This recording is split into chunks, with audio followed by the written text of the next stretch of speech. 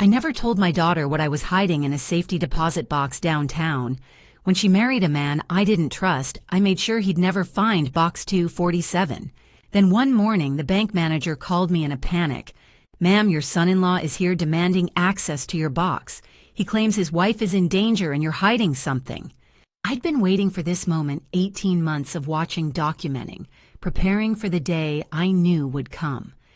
What was in that box would either save my daughter's life or cost me everything, and I had to act fast. I appreciate you being here and giving this story your time. Before we go any further, please drop a comment and share where you're watching from. It helps me know you're still with me. Also, a brief note, parts of this story are fictionalized for storytelling and educational purposes. Any resemblance to real individuals or circumstances is purely coincidental, but the message is intended to offer insight and value. My name is Diane Brennan, and this is the story of how I saved my daughter's life. It started with a dinner invitation in January 2024. My daughter Natalie, 32, married 2 years to Derek Mitchell, called asking me to come over Thursday night. Her voice sounded strained, but I told myself I was imagining things. I wasn't. When I arrived at their Westlake Hills home that evening, Natalie answered the door wearing a cardigan and long-sleeve blouse, despite the house being uncomfortably warm. I'd already removed my jacket. "Mom." She hugged me quickly, then immediately tugged her sleeves down over her wrists. "Derek's in the kitchen." My son-in-law appeared moments later, dish towel over his shoulder, smiling easily. "Diane, hope you're hungry. I'm trying a new recipe." "I thought Natalie was cooking," I said. "She was going to, but you know how she gets with timing." He laughed without warmth. "Figured I'd take over before she burned the vegetables again." "I only did that once," Natalie murmured. "Twice," Derek corrected. "Remember?" "Right, sorry." The automatic apology made my stomach tighten. At dinner, I watched my daughter more than I ate. She barely touched her food shoulders, hunched eyes flicking nervously toward Derek, before responding to anything I said. When I asked about her marketing job, Derek answered for her. "That project's going nowhere. They pile work on her without recognition. I tell her to demand better, but she's too accommodating. I'm sure Natalie can speak for herself," I said carefully. She glanced between us. "He's probably right, Mom." Probably right. That single word bothered me more than it should have. When Derek stood abruptly to grab the salt shaker, Natalie flinched a quick, involuntary jerk. She only relaxed once he sat back down. I recognized that reaction from my years volunteering at a women's shelter. That was the body language of someone expecting pain. His phone rang. The moment Derek left the room to answer, Natalie's entire posture changed. Her shoulders dropped. She exhaled like she'd been holding her breath. "How are you really doing, sweetheart?" I asked quietly. She opened her mouth, but then Derek's footsteps echoed down the hall. Her expression went blank again. "I'm fine, Mom. Everything's fine." When she reached for her water glass, her sleeve rode up. A dark bruise circled her wrist like a bracelet, the kind that comes from someone gripping too hard. Our eyes met. She knew I'd seen it. She quickly pulled the sleeve down and changed the subject. "How's Christine, you two still meeting Tuesdays?" I let her redirect because I didn't know what else to do.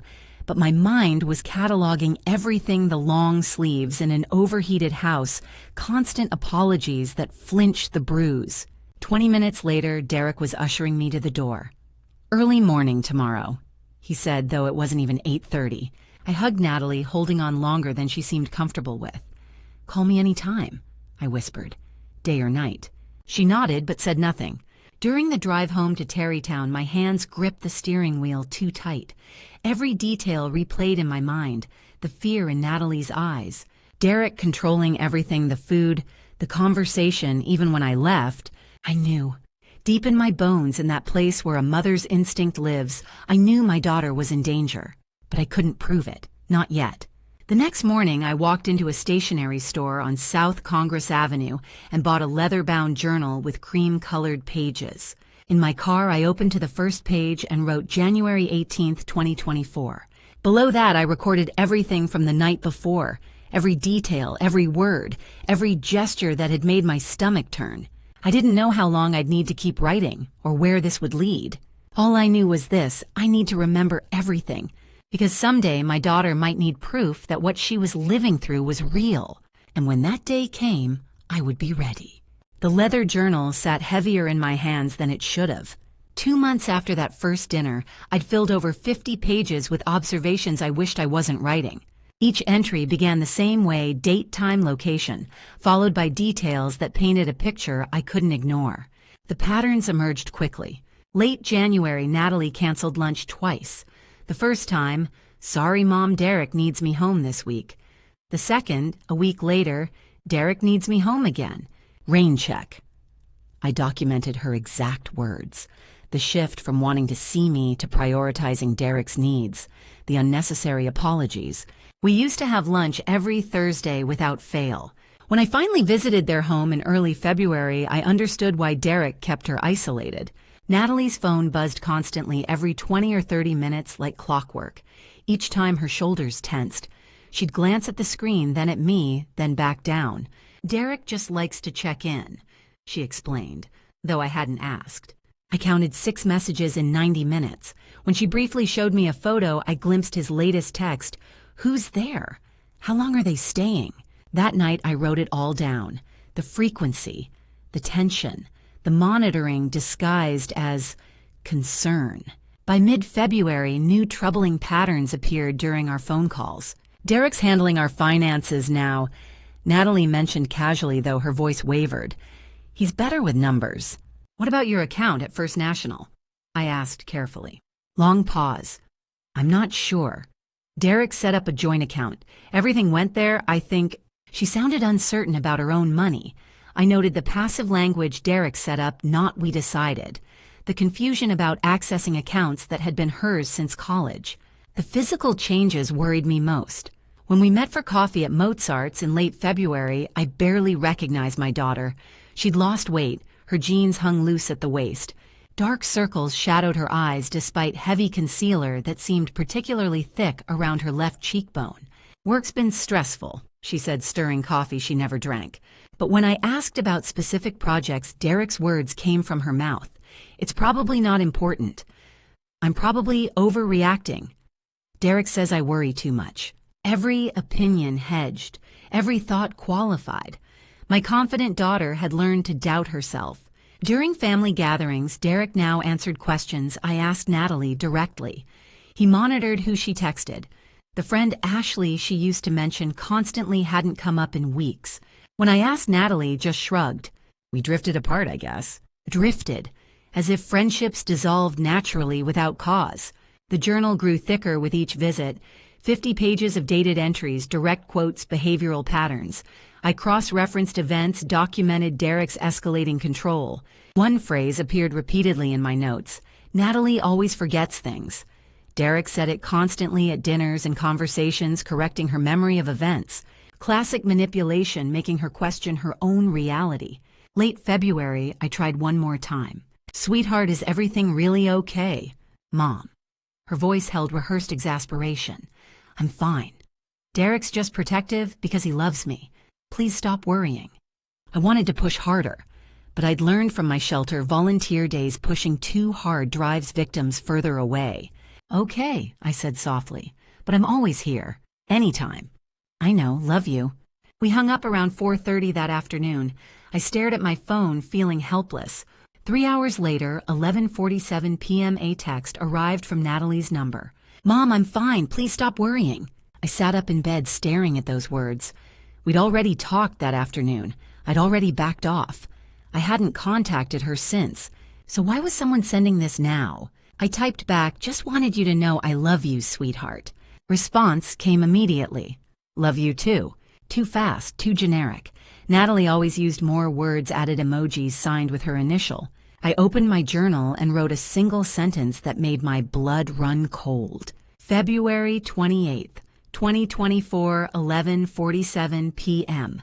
Someone else sent that text. Someone else is monitoring our conversations. Someone is controlling her phone. I knew exactly who. March brought the answers I'd been dreading. After 2 months of watching my daughter disappear into Derek's control, I finally understood how thoroughly he'd isolated her. It started with a phone call I should have made weeks earlier. Ashley Morgan answered cautiously. "Mrs. Brennan, is Natalie okay?" Natalie's best friend since college shouldn't have to ask if she was okay. She should already know. That's what I'm trying to figure out, I said. When's the last time you talked to her? Last Thanksgiving, over 4 months ago. My stomach dropped. What happened?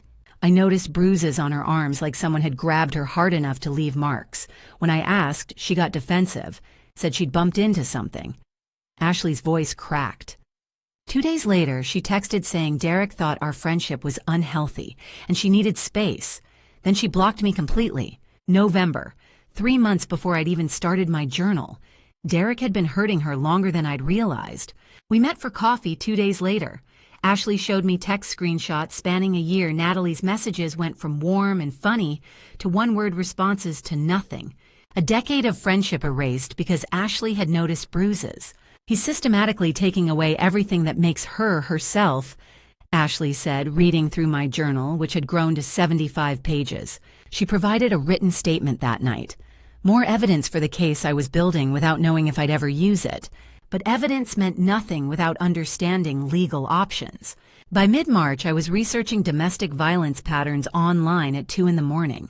Every warning sign matched my journal entries with terrifying precision isolation, financial control, constant monitoring, gaslighting, physical violence disguised as accidents. Derek was following a playbook. A friend recommended Philip Langford, a family attorney with over 20 years of experience. I met him at his downtown office late March, my journal wrapped in my arms like armor. Philip was mid-50s with kind eyes that had seen too many cases like this. He read all 75 pages carefully before looking up. This is remarkably thorough documentation. You've done everything right. So we can help her? His expression shifted. Without Natalie's cooperation or documented injuries from medical professionals, legal intervention is extremely limited. Texas law requires victims to request protective orders themselves. We can't force protection on someone not ready to accept it. The words hit hard. So we do nothing? No. Keep doing exactly this. Document everything. Photos of injuries if you can safely obtain them. Recordings if legal. Witness statements. Build a comprehensive case. He leaned forward. When Natalie's ready to leave, and that moment will come, she'll need every piece of evidence you're gathering. What about their prenuptial agreement? His interest sharpened. Can you get a copy? Financial documents often reveal control patterns we can use. I nodded, though I had no idea how. One critical warning, Philip added. Don't confront Derek directly. Men like him escalate when threatened. If he realizes you're building a case, he could become more dangerous to Natalie. Patience is your greatest weapon. Patience, when every instinct screamed to act. But I understood. Pushing Natalie before she was ready could drive her deeper into his control. You're not watching her suffer, Philip said gently.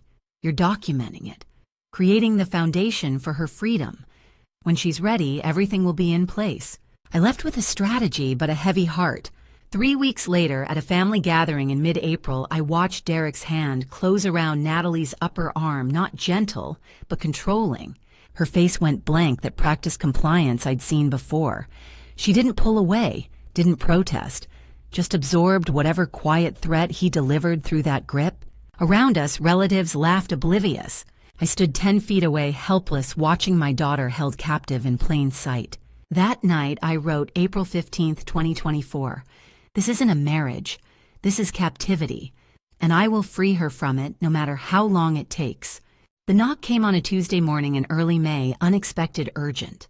Natalie stood on my porch alone, car keys clutched in her hand, eyes darting toward the street like someone might see her. Derek's at a work conference in Houston, she said, voice too bright. Thought I'd stop by. Then I saw her face. A bruise darkened her left cheekbone, poorly concealed under heavy foundation. Her lower lip had a healing split. When she moved to hug me, her movements were stiff, careful, protecting sore ribs. What happened? She touched her cheek. Fell down the stairs last week. Clumsy, right? Fell down the stairs. The oldest lie in the book. Let me make tea. Use the bathroom if you need to. The moment she disappeared down the hall, I moved fast. Her purse sat open on my counter. I photographed the contents with my phone wallet, empty, no credit cards, no cash. Just her driver's license. Then I captured the car in my driveway, Derek's black sedan, not Natalie's silver Honda. When she returned, I smiled. We haven't taken a photo together in forever. Come here. I pulled her close and snapped 3 shots. In each one, that bruise showed clearly despite the makeup. Evidence, finally concrete photographic evidence. Over tea, I asked gently, "Where's your car, honey?" "In the shop, 6 weeks now. Derek says the mechanic keeps finding problems." She stirred her tea. "He drives me everywhere." 6 weeks without her own vehicle. Complete dependence on him. Then unexpectedly, she started talking. I tried keeping a journal. Writing helped. Her voice dropped. "Derek found it. Said I was being dramatic, exaggerating normal disagreements. He destroyed it. Told me I didn't need to write anymore." My chest tightened. He'd eliminated her private thoughts just like he'd eliminated her friends, her money, her freedom. "He monitors everything now," she whispered. "My phone emails where I go. I can't breathe without him knowing." I reached for her hand. "Natalie, his work's been stressful lately. When he has bad days, he gets tense. It's not his fault." Bad days at work equaled bruises on my daughter. She was making excuses for violence she couldn't name. I wanted to scream, wanted to grab her and run somewhere Derek could never find us. But Philip's voice echoed. "Pushing too hard drives them deeper into control. You know, your father and I always believed you could handle anything," I said carefully. At the mention of Thomas, my late husband, her father gone 12 years now, Natalie's eyes filled with tears. "Dad would hate what I've become." "Your father's love is in everything I do," I said firmly. "And I'm not going anywhere, no matter what I'm here." Before she could respond, her phone buzzed. Derek's name flashed. Her entire body went rigid. She answered immediately. "Hi. Yes, at Mom's. Just a quick visit. Okay, I'll leave now." She stood grabbing her purse. "I have to go. Derek's conference ended early. He wants me home when he arrives." 3 minutes. One phone call and she was gone. That evening I uploaded the photos to encrypted cloud storage I'd created specifically for this evidence. The bruise, her empty wallet, Derek's car. 4 photographs proving what I'd documented for months. I opened my journal leather binding worn from constant use and added today's entry. May 7th, 2024. 125 pages now, each one a piece of the prison Derek had built around my daughter. Before closing my laptop, I checked Derek's company website for conference schedules. Nothing. No Houston conference that week, no events at all. He'd lied. Given Natalie permission to visit me alone and injured with a fabricated excuse about being out of town. But why? Derek controlled everything. Why suddenly allow this freedom? Why let her come to me with visible bruises in his car with clear evidence of his control? I stared at those photos on my screen at my daughter's bruised face, and cold dread settled in my stomach. He was planning something. And whatever it was, I had a feeling time was running out. 6 weeks after Natalie's unexpected visit, I watched Derek humiliate my daughter in front of 20 people. The graduation party for my cousin's daughter should have been a celebration. Instead, it became the moment I realized patient waiting wasn't enough anymore. Derek and Natalie arrived late. He wore tension like a second skin, jaw tight, eyes hard. Natalie walked 2 steps behind, shoulders curved inward, making herself smaller. During dinner, Derek's voice cut through the casual conversation around us. "She can't even remember simple directions. I have to do everything for her." Nearby, chatter died. Relatives glanced over, uncomfortable. Natalie sat frozen, staring at her untouched plate. She didn't defend herself, just absorbed his words like someone who'd heard them so often they'd become truth. I checked my watch, 6:47 p.m., wrote the exact quote in my phone. 20 witnesses to Derek tearing down my daughter publicly. 10 minutes later, Natalie excused herself. I followed. I found her in the bathroom, crying, silently pressing tissues against her eyes to erase evidence before returning. "Sweetheart." I closed the door behind us. She startled, quickly wiping her face. "I'm fine, just needed a minute." What he said out there, "I can't do anything right," she whispered. "He's always fixing my mistakes. I forget things, I mess up." "Stop. That's not you talking. That's what he's made you believe." I gripped her shoulders gently. The Natalie I raised, graduated with honors, ran marketing campaigns, was confident and capable until Derek decided she wasn't. Her face crumpled. You don't understand. It's complicated. If I just tried harder. A knock interrupted us. Natalie. Derek's voice tight with anger. You've been in there 5 minutes. Everything okay? 5 minutes. He'd tracked her within 5 minutes. She straightened, immediately, mask sliding back. Coming! She left without another word. I stood alone, hands shaking. This wasn't private anymore. Derek was bold enough to humiliate her publicly. The escalation I'd been documenting was accelerating. That evening I drove to Christine Palmer's house.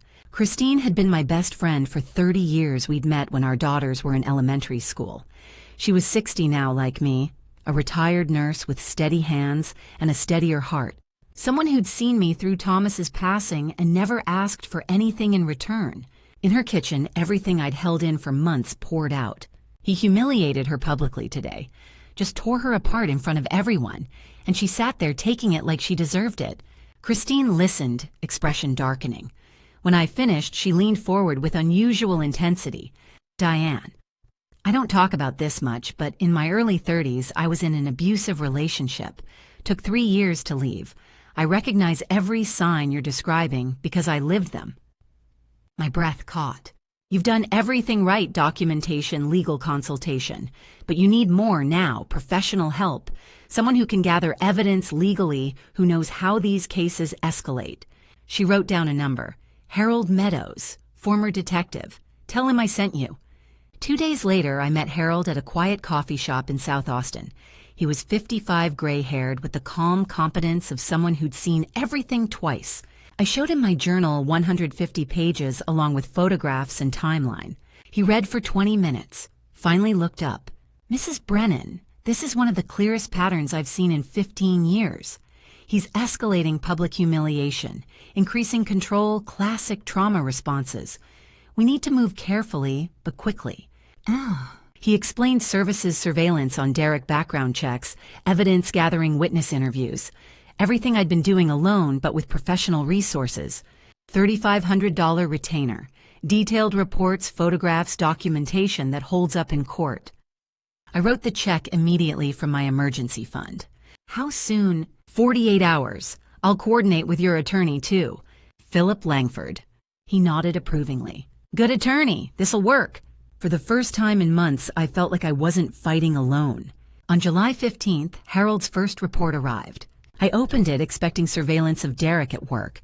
Instead, photographs of Derek at the Marriott downtown bar meeting an unidentified woman, mid-30s professional attire. 90-minute meetings. Harold had observed 2 over the past week, same woman, same location, Tuesday and Thursday evenings. I stared at those images. The woman leaning in Derek, showing her something on his phone, both looking serious. An affair, but their body language felt wrong. Not romantic, transactional, businesslike. I thought about Derek's escalating control, his conference lie in May, the way he'd been planning something. My mind went to the worst possibility. I forwarded the report to Philip with one question. What could this mean? Whatever Derek was planning, we were running out of time to stop it. On August 1st, Harold's first weekly surveillance report arrived at my door. Thick envelope, dozens of photographs, detailed timestamps, vehicle tracking logs. Derek's pattern was becoming clear. Harold identified the woman Derek had been meeting, Vanessa Price, 34, who worked in Derek's company's legal compliance department. Not a romantic affair, the meetings were professional. Document reviews, financial paperwork discussions. But Harold's instincts told him something was off. Early August, Harold captured footage of Derek at a Home Depot rope, heavy-duty plastic sheeting, industrial duct tape, cleaning supplies, bleach ammonia, flashlight, batteries. The purchases didn't match any home improvement project. Harold's note on the report.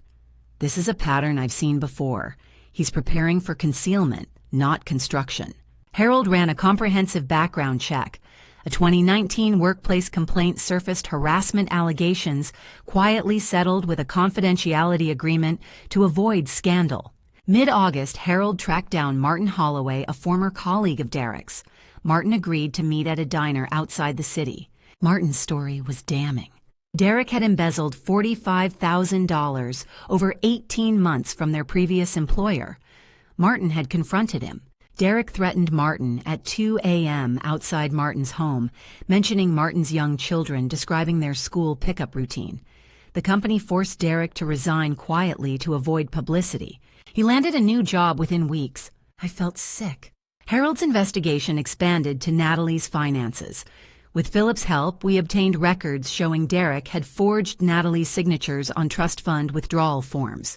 Over the past year, he'd systematically stolen $82,000 from the $800,000 trust Thomas had established for Natalie 12 years ago. $82,000, stolen from my daughter, from Thomas's legacy. Philip reviewed the financial documents carefully.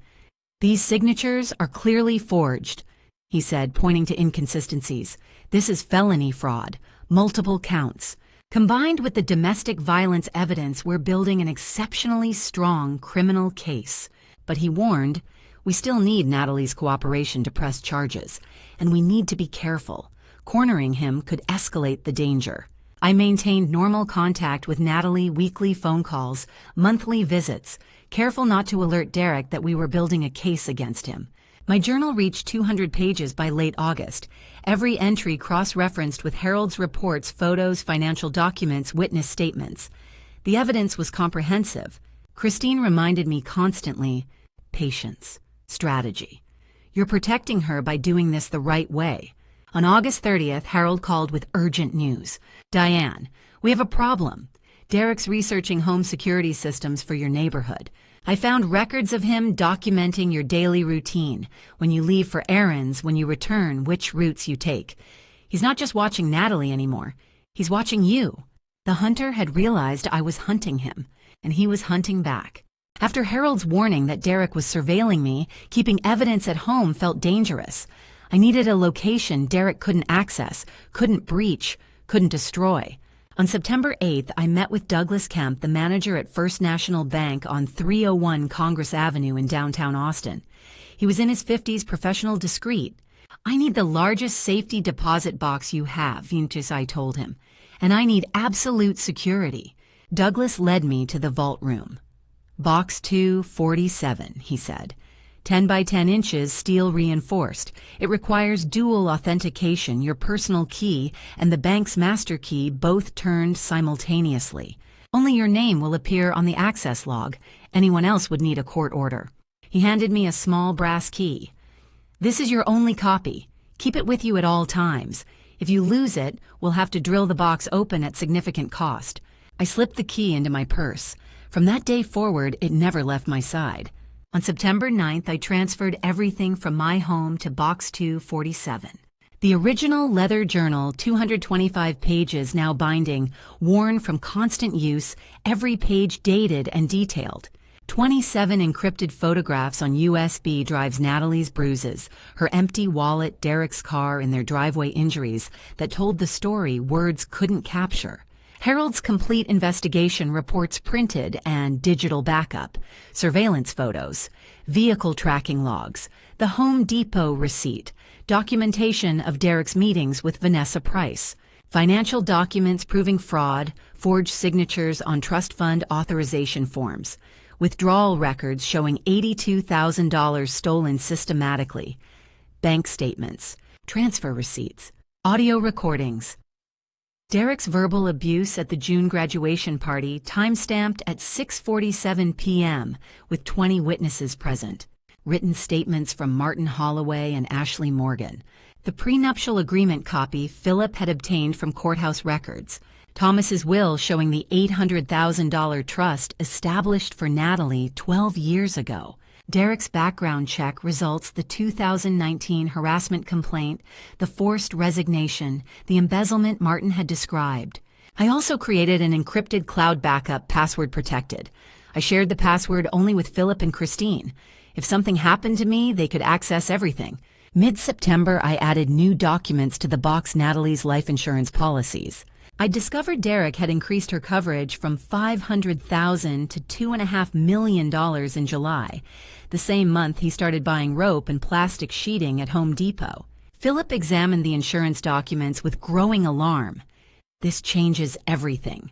Combined with the computer searches Harold documented and the Cayman Islands ticket, this shows clear intent. He's not just abusing her. He's planning something permanent. We need to move to 24/7 surveillance, Harold said.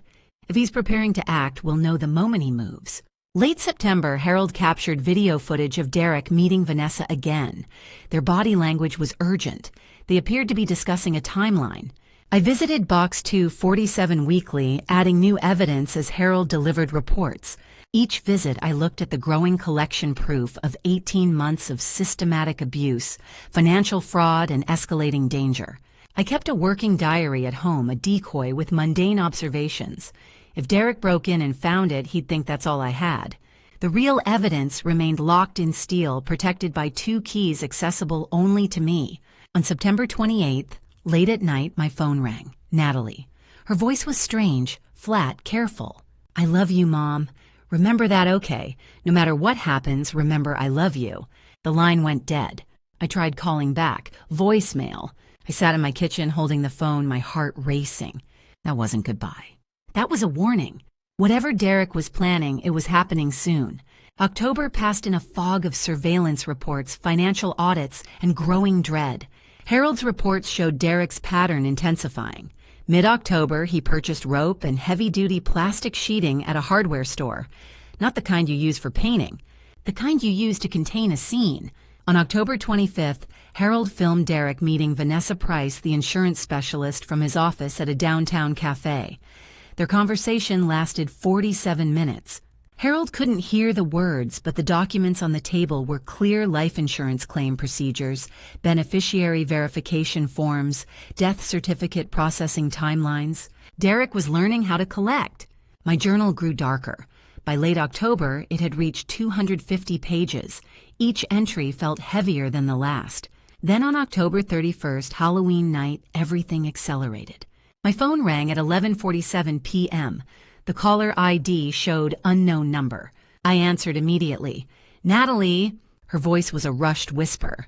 Mom, I don't have much time. I'm at a payphone outside a gas station. Derek thinks I'm throwing up in the bathroom at a restaurant. My heart pounded. Are you safe? For now. Listen, 2 days ago, Derek left his laptop open while he took a shower. I saw a folder on his desktop labeled insurance_plan_final. I opened it. Mom, there's a document with a timeline, a plan, dates, instructions. I grabbed a pen. What kind of plan? How to stage a home invasion, life insurance investigation timelines, Cayman Islands bank account setup. He's been researching how to make deaths look accidental. My blood ran cold. Did you take pictures? Yes. I used the old phone Ashley smuggled to me last month, a cheap burner phone with no SIM card, just Wi-Fi. Derek doesn't know I have it. I keep it hidden in a box of tampons he'd never touch. I connected to the neighbor's open Wi-Fi while he was showering and sent 14 photos to the encrypted email account you set up for me at the library. Then I deleted the browsing history and hid the phone again. He has no idea. Natalie, you were incredibly brave and smart. Her voice cracked. Mom, I'm scared. I think he's planning something soon. There's a date on the calendar, December 15th, and there's a flight confirmation for December 22nd. One-way ticket to Grand Cayman, just his name, not mine. I wrote everything down, hands shaking. Listen to me. I'm going to get you out, but I need you to stay calm, stay safe, and act normal around him. Can you do that? I'll try. I love you, Natalie, more than anything. I love you too, Mom. The line went dead. I immediately forwarded Natalie's email to Harold and Philip. Within 24 hours, Harold had the images verified by a digital forensics expert and printed with timestamps. The evidence was damning. Browser history, how to stage a home invasion, undetectable poisons, life insurance payout investigation timeline, Cayman Islands banking laws, document file insurance, _plan_final. DOCX, with a 2-phase plan and financial breakdown, flight confirmation, Grand Cayman one-way, December 22nd, 2024. Natalie's caution had saved her life. By using a device Derek didn't control and Wi-Fi he couldn't monitor, she'd smuggled out the proof that would eventually convict him. But now we had less than 2 months, and Derek had a deadline. The clock was ticking. If you're still here with me at this point, please leave a comment below. Honestly, this is the moment I really want to know how you're feeling. If you were in this situation, would you choose to confront the truth or stay silent and wait for the right moment to stay safe? Share your real thoughts with me. We're right on the edge of something that will change everything. And before we continue, a gentle note, the next part of this story includes some dramatized elements created for storytelling and educational purposes and may not be entirely factual. If this isn't for you, you're welcome to stop the video here. November 3rd, 2024, I sat in Philip's office with Harold and Detective Frank Daniels reviewing the photos Natalie had sent from the burner phone. Harold had worked with a digital forensics specialist to authenticate every image. The timestamps matched. The metadata was intact. The evidence was admissible. Detective Frank spread printouts across the table. Derek's browser history painted a chilling picture. How to stage a home invasion. Life insurance payout investigation timeline. Texas self-defense laws. Undetectable poisons. Cayman Islands offshore banking. Each search was dated and time-stamped. Each one showed intent. The most damning piece was the document titled Insurance_Plan_Final.docx. The file contained a two-phase plan, staged Diane's death as a home invasion. Natalie inherits $2.5 million. Within 6 months, arrange Natalie's death. Derek inherits everything $2. $5 million from Diane's policy, $800,000 trust fund from Thomas and joint assets. Total financial goal, $3.75 million. Target date, December 22nd, 2024. My daughter's life had been reduced to a financial transaction. Harold documented Derek's movements.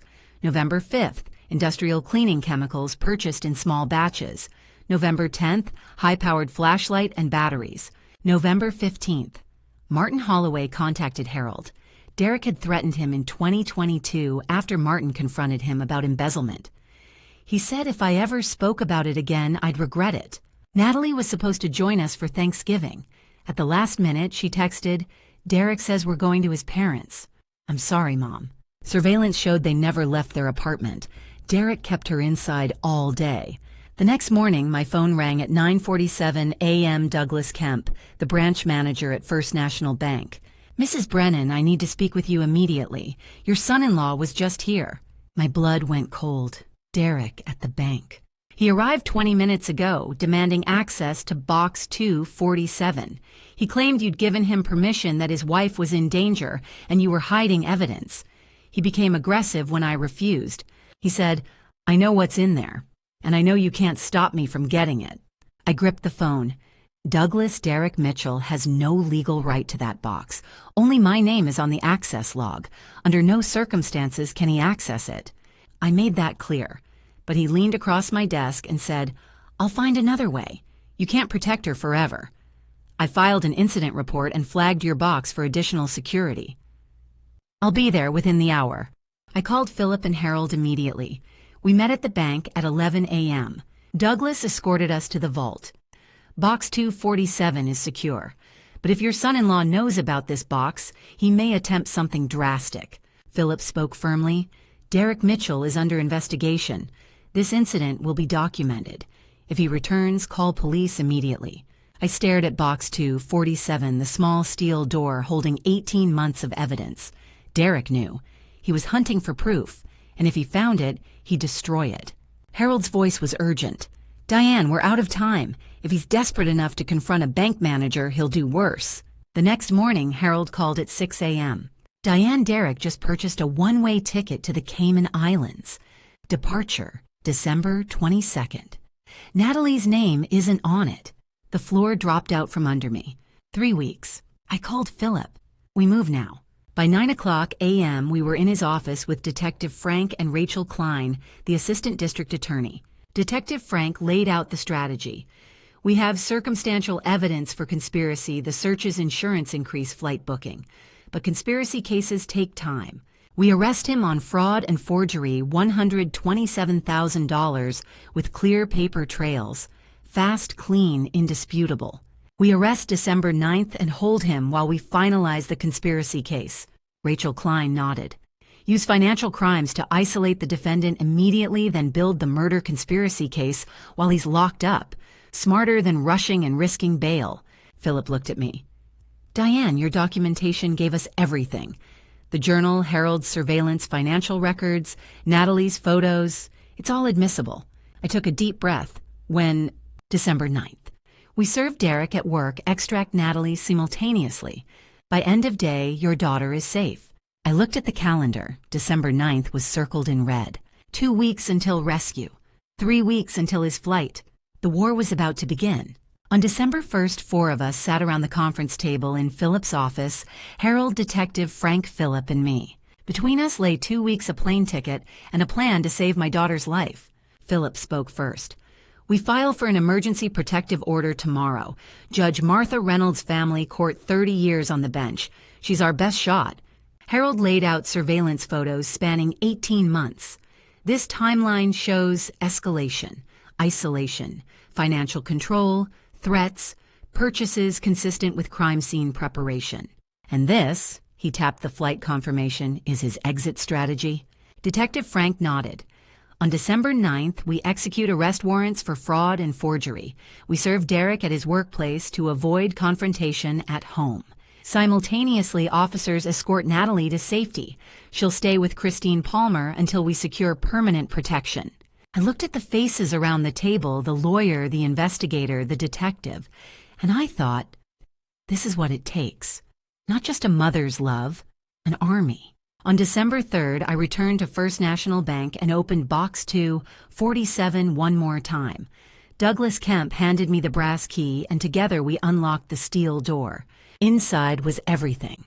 Leather journal, 300 pages, meticulously dated 27 encrypted USB drives with photos of Natalie's bruises, Derek's surveillance injuries, Harold's investigation reports, surveillance logs, vehicle tracking purchase, receipts, financial documents, forged signatures, withdrawal records, $82,000 stolen from Natalie's trust, $45,000 embezzled from Martin's company, audio recordings, Derek's verbal abuse at the June graduation party, witness statements, Martin Holloway, Ashley Morgan, legal documents, prenuptial agreement, Thomas's will, $800,000 trust for Natalie insurance policy increased from $500,000 to $2. $5 million in July 2024. Derek's background, 2019 harassment complaint, forced resignation. Philip and Detective Frank spent 2 days organizing everything into a prosecutorial file. On December 5th, they presented the evidence to Judge Reynolds. She reviewed it for 3 hours. This is one of the most comprehensive domestic violence cases I've seen in 30 years, she said quietly, and one of the most terrifying. The evidence shows credible threat of imminent harm to both women. I'm issuing an emergency protective order, effective immediately. Judge Reynolds signed the order at 4:30 p.m. on December 6th. It prohibited Derek from contacting Diane, or Natalie required him to surrender firearms and authorized law enforcement to remove him from the residence. The legal fortress was in place. At 10 a.m. on December 9th, Detective Frank and 2 uniformed officers entered Derek's office with an arrest warrant. Derek Mitchell, you're under arrest for criminal fraud, forgery, and embezzlement. You have the right to remain silent. Derek's face went blank. No shock, no anger, just cold calculation as officers cuffed his hands. At the same moment, 2 patrol officers arrived at Derek's apartment. Natalie opened the door, eyes wide with fear and hope. Ms. Brennan, we're here to escort you to safety. Your mother is waiting. By noon, Natalie was at Christine's house, wrapped in a blanket, drinking tea and crying in my arms. You're safe now, I whispered. He can't hurt you anymore. She looked at me, tears streaming. How long have you been planning this? 18 months, I said, every single day. At 2 p.m. on December 11th, Derek's bail hearing took place. Marcus Webb requested bail, citing Derek's community ties and lack of prior violent convictions. Rachel Klein rose with the evidence folder. Your Honor, the state opposes bail. Mr. Mitchell poses an extreme flight risk. He He purchased a one-way ticket to the Cayman Islands departing December 22nd, no return date. He embezzled $127,000 and has offshore accounts. Evidence shows he planned to harm 2 people for $3.75 million. If released, he will disappear. Philip added, "Your Honor, Natalie Mitchell and her mother live in fear that Derek will finish what he started. The one-way ticket isn't a vacation, it's an escape plan." Judge Reynolds reviewed the evidence for 20 minutes. "Mr. Mitchell, the evidence shows you are a flight risk and a danger to the community. Bail is denied. You will remain in custody at Travis County Jail pending trial." Derek showed no emotion as officers led him away. Outside the courtroom, Natalie exhaled for the first time in weeks. "He can't get to me now." I squeezed her hand. "You're safe, completely safe." December 12 to February 2025, recovery and preparation. Derek remained in Travis County Jail for the next 3 months. Marcus Webb filed multiple bail motions, all denied. Philip filed for divorce on Natalie's behalf and extended the protective order. Natalie began twice-weekly therapy with Dr. Westfield, slowly processing 18 months of trauma. In late December, Natalie finally read the journal I'd kept. She cried as she saw entries from January 2024, the first dinner where I saw fear in her eyes, and October when I documented bruises from the grocery store. "You remembered things I'd forgotten," she whispered. "Things I convinced myself didn't happen." In February, Natalie gave a formal statement to Detective Frank confirming 18 months of abuse. The journal corroborated every detail. By early March, the prosecution had finalized the case. Witness list: Diane Natalie Ashley Martin, Harold Douglas Christine. Evidence journal over 400 pages, now 27 photos, financial documents, surveillance footage, Derek's search history, the insurance_plan_final.docx file. On March 16th, I returned to Box 247 one final time before trial. I placed the completed journal inside, locked the steel door, and walked out into the spring air. Thomas I kept our promise. Now we finish this. On March 18th, I walked into courtroom 4B of the Travis County Courthouse. Judge Martha Reynolds presided from the bench. 12 jurors sat in 2 rows. Natalie sat in the gallery behind the prosecutor's table. Derek sat across the aisle in a gray suit, expressionless.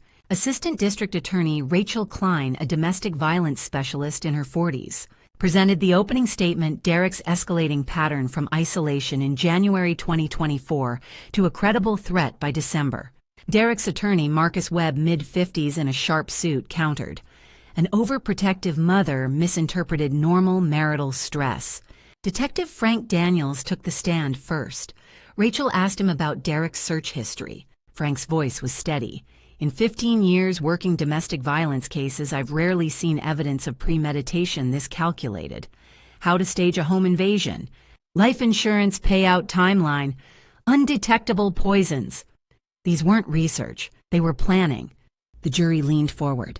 Harold Meadows testified next, walking them through surveillance findings, Derek's hardware store, purchases, meetings with Vanessa Price, the tracking app, the one-way ticket to the Caymans. Rachel displayed Harold's timeline visualization, 18 months of escalation in a graph. The pattern grew steeper each month. Marcus Webb cross-examined Harold aggressively. Harold remained calm. "I documented behavior. The evidence speaks for itself." On March 19th, I took the stand at 9 o'clock. I swore to tell the truth and looked at Natalie. She gave me the smallest nod. Rachel led me through the timeline. January, the first dinner. Natalie's long sleeves, the flinch, the bruise. February, phone tracking, Derek answering for her, financial control. March, Ashley cut off. April, consulting Philip. May 1st, photographs, Natalie's empty wallet. June to July, public humiliation, hiring Harold. August, rope and plastic sheeting, forged trust fund signatures. September, box 247. Life insurance increased to $2.5 million. October, tracking app discovered. November, Natalie's payphone call. Derek's search history. December, the one-way ticket. That's when I knew we had to act immediately. Rachel handed me the journal. 400 pages, I said. Every page dated, every quote exact, every observation witnessed. Why did you document so meticulously? Rachel asked. I looked at the jury. Because I knew someday my daughter would need proof that what she experienced was real, that she wasn't crazy, that someone saw. The courtroom was silent. 2 jurors wiped their eyes. Marcus Webb stood tone-aggressive. Mrs. Brennan, isn't it true you never liked Derek? I kept my voice calm. I didn't need to like him. I needed to protect my daughter from him. You invaded their privacy. You hired a private investigator. You manipulated evidence. I met his eyes. I documented abuse. I gathered legal evidence. I saved my daughter's life. He tried to rattle me with questions about interfering, overstepping an obsession. I didn't break. His final attempt. Your daughter never asked for help. I leaned forward because he made sure she couldn't. That's what abusers do. Rachel stood for redirect. She presented journal entries showing my restraint patient approach, coordination with law enforcement, the dates I'd waited, the careful legal strategy.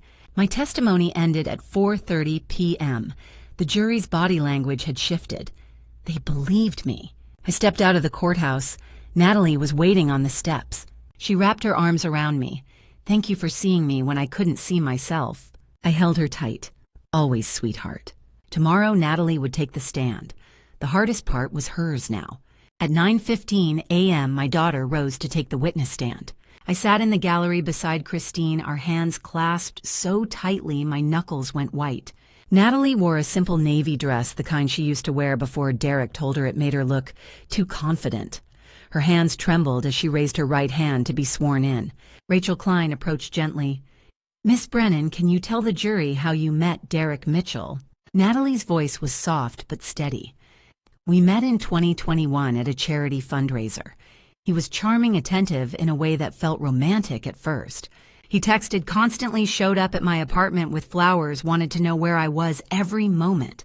I thought it was love. My mom saw it differently. She glanced at me. I nodded. After we married in June 2022, everything changed. Week 1, he criticized my cooking. Month 1, he questioned every friendship. By month 3, he controlled all our finances. I had to ask permission to buy groceries. By month 6, he grabbed my throat during an argument and left bruises I covered with scarves. Rachel handed Natalie a photo, one of 27 we'd documented. Is this you in January 2024? Natalie's voice cracked. Yes. That was the night I told him I wanted to see my mom for her birthday. He shoved me into the kitchen counter. I lied and said I'd slipped on water. The jury leaned forward. He tracked my phone. He monitored my email. He timed my grocery trips. If I was 5 minutes late, he'd accuse me of cheating. He cut off Ashley, my best friend since middle school. He made me feel like I was crazy, like I imagined the danger. Rachel's tone sharpened. Did you keep a journal? I tried. He found it in March 2024 and destroyed it. He said if I ever wrote about him again, I'd regret it. That's when I realized the only person who could document the truth was my mom. She saw what I'd forgotten. She remembered bruises I'd explained away. Her journal became my proof. Rachel nodded. In November 2024, you called your mother from a payphone. Why? Natalie's hands twisted in her lap. Because I found a file on his laptop. He'd left it open one afternoon. The file was named insurance_plan_final.docx. The courtroom went silent. It was a plan. First, he would stage an accident that would end my mother's life. He'd forged documents making me the sole beneficiary of her $2.5 million life insurance policy. After she was gone, I would inherit that money. Then within 6 months, he'd arrange for me to die in a way that looked accidental. Maybe a fall, maybe carbon monoxide poisoning. As my husband and sole heir, he'd inherit everything, the $2.5 million from my mom's policy, the $800,000 trust fund my father left me, and our joint assets. The total was $3.75 million. A juror gasped. The file had a timeline. Target date, December 22, 2024. He'd already booked a one-way flight to the Cayman Islands. No return ticket, just him. I called my mom because I knew if I didn't act, we'd both be gone by Christmas. Rachel paused. Why didn't you leave sooner? Natalie's voice broke. Because he controlled everything. My phone, my money, my time. Every door I tried to open, he'd already locked. I didn't think I had a way out. My mom built one for me, one page, one photo, one witness at a time. Marcus Webb rose for cross-examination, his tone skeptical. Miss Brennan, isn't it convenient that your mother's journal corroborates every claim you're making today? How do we know you didn't exaggerate events to justify taking your husband's assets in a divorce? Natalie met his eyes. I don't want his money, Mr. Webb. I want my life back. Rachel stood for redirect. Natalie, if your mother hadn't intervened, what would have happened? My daughter looked directly at me, tears streaming down her face. I'd be gone, and Derek would be on an island spending money earned by ending 2 lives. The courtroom fell silent. At 12:30 p.m., Judge Reynolds called for a lunch recess. Natalie stepped down and walked straight to me. I held her as she sobbed into my shoulder. Behind us, Derek's face remained blank. This afternoon, Ashley and Martin would testify. But the hardest truth had already been spoken. Justice was no longer a hope. It was a demand. At 2:00 p.m. on March 20th, the afternoon session began. Ashley Morgan took the stand, first her voice steady as she described watching her best friend disappear into Derek's control. I lost my best friend to a monster, Ashley said, tears in her eyes. I'm grateful to Mrs. Brennan for fighting to bring her back. At 3:00 p.m., Martin Holloway testified about Derek's embezzlement. The threats, the pattern of manipulation and intimidation. Derek threatened my family to keep me silent, Martin said. He's capable of anything. At 3:45 p.m., Douglas Kemp confirmed the safety deposit box timeline and evidence preservation protocols. At 4:15 p.m., the prosecution presented physical evidence. The jury passed my journal hand to hand, examining dates and details. Photos projected on the screen, the jury saw the injuries. Financial documents with forged signatures highlighted. Surveillance footage of Derek tracking Natalie purchasing supplies. Derek's computer search history displayed how to stage a home invasion. The defense rested without calling Derek to testify.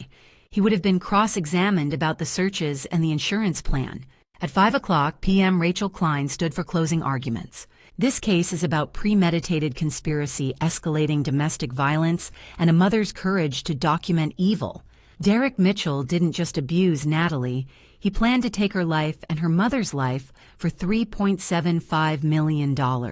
Only Diane Brennan's 18 months of vigilant documentation stopped him. 400 pages, 27 photos, dozens of witnesses. The evidence is overwhelming.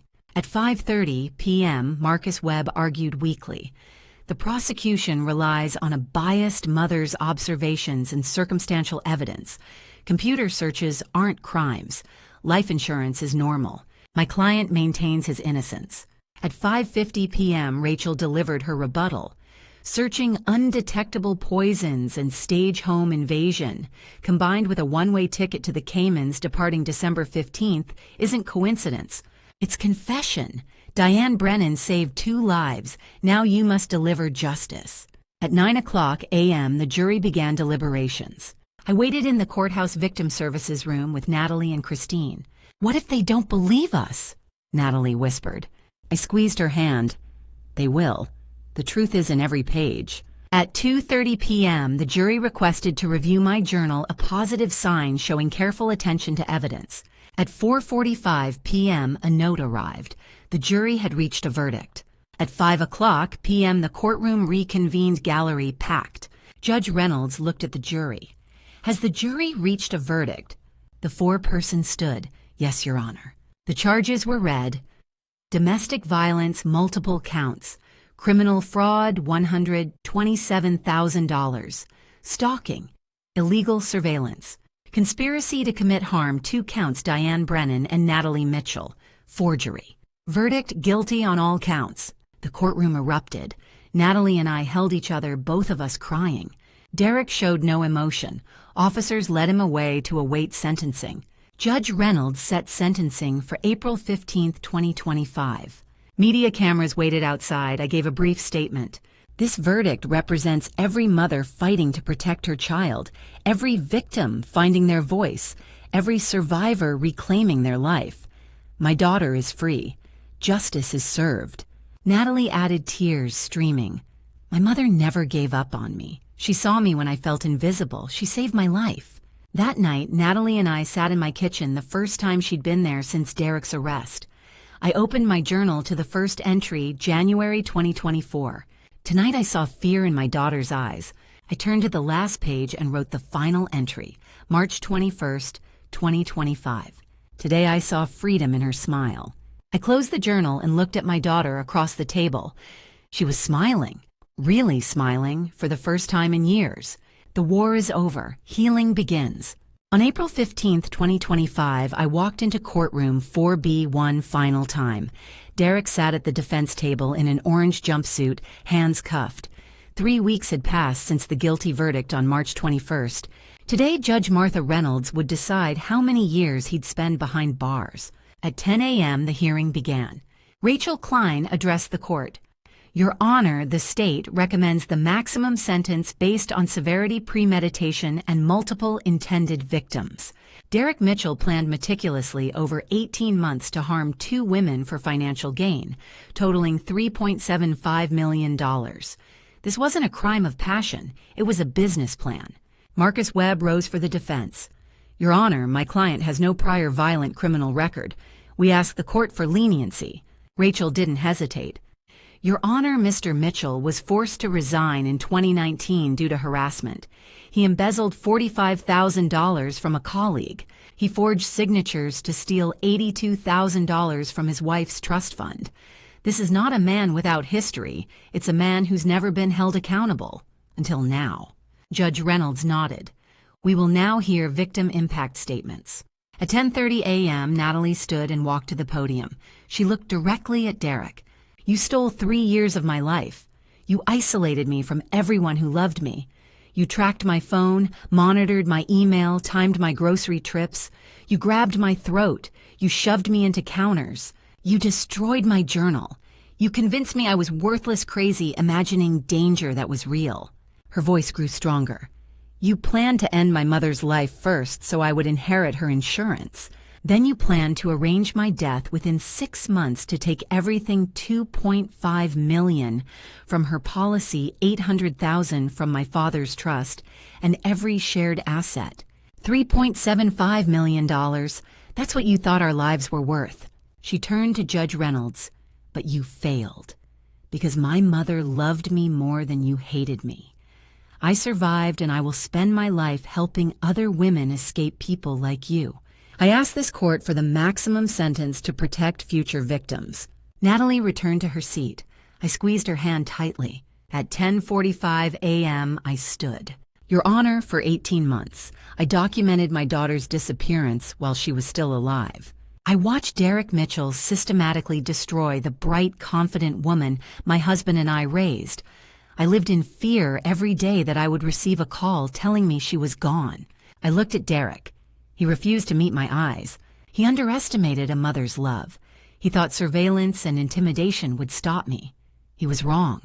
Every time he hurt her, I wrote it down. Every time he threatened her, I recorded it.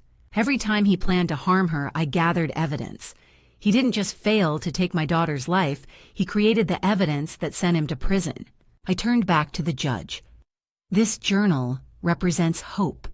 Hope that documentation matters. Hope that patience pays off. Hope that justice exists. I ask this court to send a message: mothers protecting their children will be supported. Abusers will be held accountable. Victims will be believed. The courtroom was silent. Judge Reynolds wiped her eyes. At 11:15 a.m., Judge Reynolds looked at Derek. Mr. Mitchell, you have the right to address the court. Do you wish to speak? Derek shook his head. No words, no emotion, no remorse. At 11:30 a.m., Judge Reynolds delivered her sentence. Mr. Mitchell, in 30 years on this bench, I have rarely encountered such calculated cruelty, combined with such comprehensive evidence. You systematically isolated, abused, defrauded, and conspired to harm 2 women for financial gain. Mrs. Brennan's extraordinary documentation prevented 2 deaths. This court recognizes her courage. She read each charge. Domestic violence, multiple counts, 8 years. Criminal fraud, $127,000, 5 years.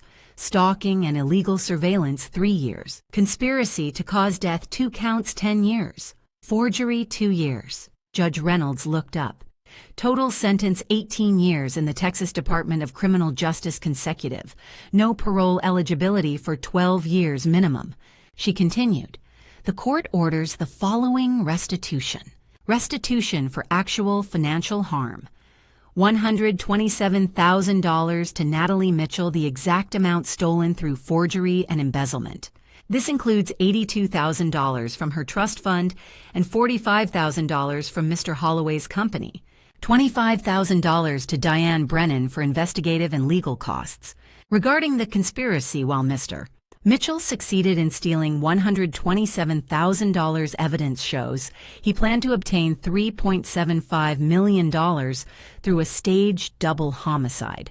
The difference between what he took and what he intended to take demonstrates the depth of his greed. This court sentence is based not only on completed crimes, but on the calculated harm he sought to inflict. Judge Reynolds looked directly at Derek. You didn't fail because you had a change of heart. You failed because a mother loved her daughter enough to document every step. The 18-year sentence reflects both the harm you caused and the catastrophic harm you intended. She added, permanent protective order, no contact with Diane Brennan or Natalie Mitchell upon release, enforceable for life. The gavel came down. This court is adjourned. Officers led Derek away. He never looked back. Outside, we stood together. Natalie, Christine, Ashley, Philip, Harold, and me. The April sun was warm. Media approached.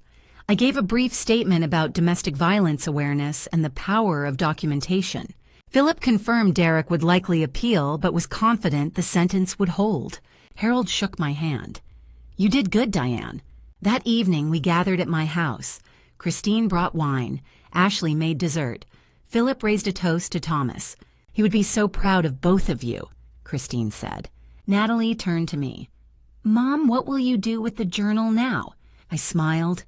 Keep it safe.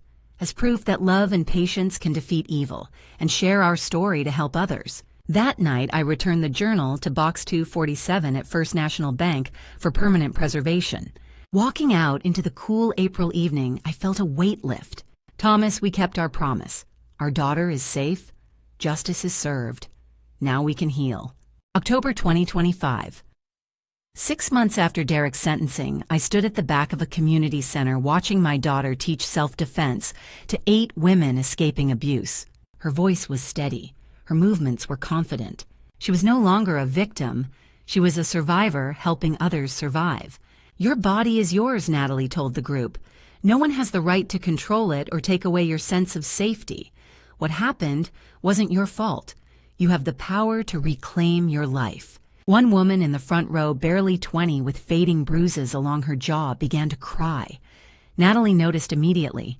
She knelt beside her, lowering her voice. I know, she said gently. I've been where you are, and I promise you it gets better. I felt my chest tighten. For 18 months I had watched my daughter disappear. Now I was watching her lead. Healing, I learned, wasn't a destination. It was a daily practice. Natalie lived in a small apartment 10 minutes from my house, close enough for comfort, far enough for independence. She'd chosen it herself, signed the lease herself, and furnished it slowly with secondhand pieces and green plants that filled the windows with light. It was hers, entirely hers. She attended weekly therapy sessions with Dr. Lauren Westfield, unpacking trauma layer by layer. Some weeks left her emotionally exhausted. Others brought quiet breakthroughs. Progress wasn't linear, but it was real. There were still hard days.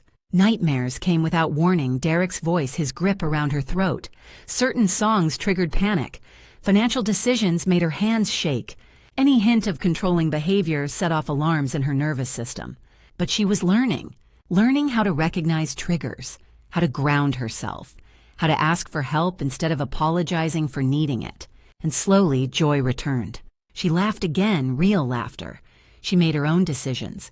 She reconnected with old friends Derek had tried to erase. She revisited passions she'd abandoned when survival took all her energy. Teaching self-defense became her purpose. I can't erase what happened, she told one class, but I can help other women recognize warning signs sooner and know they're not alone. Her friendship with Ashley was rebuilding carefully and honestly. coffee dates, movie nights, trust reclaimed inch by inch. Natalie wasn't dating yet. She wasn't rushing anything. She was focused on learning who she was without fear shaping every choice. It was a healthy timeline one she set herself. Our relationship had deepened in ways I hadn't expected. Weekly dinners, long conversations, mutual respect, a bond forged not just by love but by survival. I also found purpose beyond my role as her mother.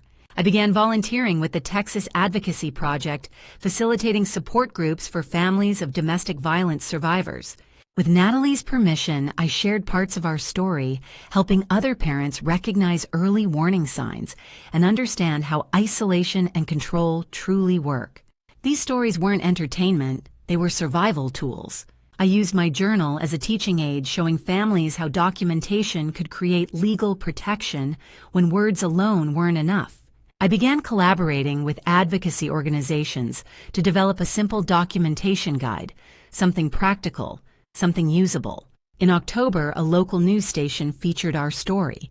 Messages poured in from survivors, mothers, and grandmothers who saw themselves in it. One message stayed with me. I thought I was alone. Now I know what to do. Philip Langford helped me establish the Thomas Brennan Documentation Fund, providing investigative support to families who couldn't afford it. My husband's legacy had become something living, something that protected others. I was healing too. 18 months of watching my daughter disappear had left scars of my own. Therapy helped me understand a hard truth. I couldn't control Derek, and I couldn't force Natalie to leave. All I could do was prepare the path she couldn't yet see, and that had been enough. One Saturday afternoon, I visited Thomas's grave alone. "She's back to herself," I whispered. "Actually, stronger. You'd be so proud." The following week, Natalie came with me for the first time since Derek's arrest. She knelt quietly, tears falling freely. "Thank you, Dad," she said, "for giving me Mom. She saved my life." That evening, we sat on my porch drinking tea as the October sun dipped low. "Do you ever wish you'd confronted him sooner?" Natalie asked. "Every day," I admitted. "But rushing could have put you in danger. Waiting saved your life." She nodded, eyes shining. "You gave me something he tried to take from me." Proof. Proof that what I lived through was real and that someone saw me. Later that night, I opened my journal one last time. The first entry read January 2024. Tonight I saw fear in my daughter's eyes. I don't know what to do, but I know I must do something. I added the final entry, October 28th, 2025. Today I watched my daughter teach self-defense to a woman escaping abuse. Natalie isn't just surviving, she's thriving. We walked through 18 months of darkness and came out together, stronger, free. I closed the journal. My phone buzzed. A message from Natalie. "Dinner at my place tonight. I'm cooking." Her first invitation, a small thing, a monumental thing. I smiled and typed back, "I'll be there." Looking back at our family drama stories, I see what I couldn't see then. Sometimes love means watching, waiting, and documenting when you can't yet rescue. Don't be like me in one way. Don't let fear paralyze you each night. But do be like me in another. Trust your instincts when something feels wrong in family drama stories like ours. God gave me eyes to see what others missed. In 18 months of darkness, I learned that faith isn't just prayer. It's action. It's writing down truth when lies surround you. God provides strength to bear witness even when you can't intervene yet. My lesson to other mothers: if you see your daughter disappearing, start documenting immediately. Dates, times, photos, quotes. Every detail matters in family drama stories. These aren't just entertainment, they're warnings. Grandma stories aren't just nostalgia, they're survival guides. My grandma stories became Natalie's legal shield when the system needed proof. I learned that confrontation without preparation is dangerous. Patience isn't weakness, it's strategy. God's timing protected us when my impatience could have gotten Natalie killed. Don't ignore red flags. Don't dismiss fear as overreaction. Don't wait for permission to protect someone you love. Do document everything. Do build legal evidence. Do trust that love backed by proof defeats evil. If you're living similar grandma stories right now as victim or witness, know this: you're not alone. Help exists. Documentation saves lives. Final note: This content contains dramatized storytelling elements for educational purposes. Some details are fictionalized, but the lessons and messages are entirely valuable. If this style doesn't suit you, that's okay. Please seek content that better fits your needs.